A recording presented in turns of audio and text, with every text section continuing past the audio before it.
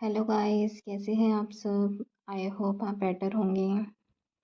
Part second तक मैंने community health nursing की जो बुक फर्स्ट है जो फिफ्थ सेमेस्टर में उसकी मैं शॉर्ट सीरीज़ लेके आई हूँ, जिसमें पार्ट थर्ड की बात करते हैं हम। पार्ट थर्ड सीरीज़ से सेकंड दो पार्ट जो है मैं पहले ही बना चुकी हूँ।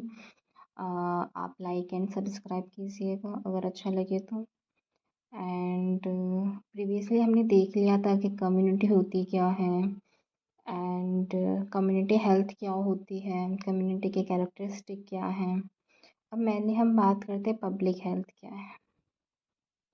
पब्लिक हेल्थ का मतलब ये होता है कि हम पब्लिक हेल्थ में जो है कम्युनिटी को और बेहतर तरीके से जैसे कि और बेहतर करने की कोशिश करते हैं। जैसे हम कम में जैसे कि पब्लिक हेल्थ में ये होता है, पब्लिक हेल्थ में ये होता है कि हम है ना मेनली जो प्रेग्नेंट लेडीज़ हो गया, ओल्ड एज पीपल हो गए, चिल्ड्रंस हो गए, इन सबको हम केयर प्रोवाइड कराते हैं। उनकी जो हेल्थ को उनको इम्प्रूव करते हैं, प्रॉपर डायग्नोस्टिक टेस्टिंग करते हैं, स्क्रीनिंग करते हैं, उनको प्रॉपर केयर प्रोवाइड कराते हैं। कोई डिज़ीज़ हो उससे उसको ट्रीट करने में हेल्प करते हैं। पब्लिक हेल्थ क्या है, mainly public health is a science of protecting and improving the health of people. मतलब ये जो है लोगों के जो है हेल्थ को इम्प्रूव करने के लिए है, और लोगों को जो है प्रोटेक्ट करती है, डिजीज़ से प्रोटेक्ट करती है, डिजीज़ से प्रोटेक्ट करती है, उनको प्रिवेंट करती है।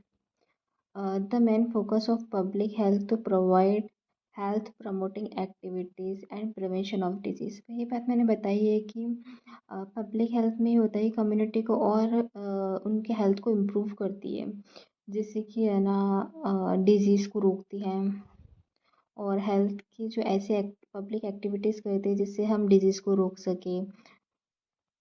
इट इंक्लूड जैसे कि हम हाइजीन मेंटेन कर सकते हैं, मतलब प्रॉपर हैंड वॉश करना, हाइजीन मेंटेन करना, epidemiology and disease prevention. Disease को रोकने के लिए जो जो पॉसिबल क्राइटेरिया है वो हम करेंगे, वो एक्टिविटीज़ करेंगे, जैसे डेली हैंड वॉश करना, प्रॉपर माउथ केयर, जो भी है डेली नीड में जो हाइजीन मेंटेन है वो हम खुद की तरफ से भी करेंगे, जिससे कि हम डिज़ीज़ को रोक सकें। जैसे मैंने जो इन्फेक्शंस बैक्टीरिया जो है इसी के थ्रू फैलते हैं, इन्फेक्टेड मटेरियल के थ्रू, या फिर मेनली हम हाइजीन मेंटेन नहीं करते हैं। ओके, अब सेकंड चीज़ हम बात करते हैं डिजीज़। डिजीज़ क्या होती है। Disease is a commonly describe as abnormal condition affecting a specific part organ and system of an organism. मतलब ये कहना चाहते हैं कि डिजीज़ का मतलब यही होता है कि जैसे कि कोई पर्टिकुलर सिस्टम हो गया, ऑर्गन हो गया, जैसे किडनी की बात करते हैं।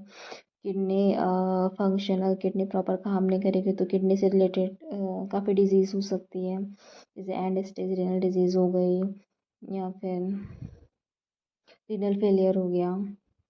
मेनली जो होती है स्पेसिफिक पार्ट को जो अफेक्ट करती है, एक एबनॉर्मल कंडीशन होती है। मतलब डिजीज़ का मतलब ये होता है कि या तो कोई इन्फेक्शन, कोई बैक्टीरिया, या फिर बॉडी का कोई फंक्शन, बॉडी का कोई जो पर्टिकुलर ऑर्गन है वो डिस्टर्ब हो, प्रॉपर वर्क नहीं कर रहा हो। उसके बहुत से रीजंस हो सकते हैं, arising from diverse factors like infection, genetic anomalies and environmental pressure.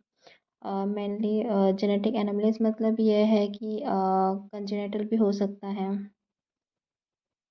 Okay, congenital भी हो सकता है, या फिर किसी इन्फेक्शंस के थ्रू, बैक्टीरियल इन्फेक्शंस हो गया, वायरल इन्फेक्शंस हो गया, फंगल इन्फेक्शंस हो गया, प्रोटोजोल इन्फेक्शंस हो गया।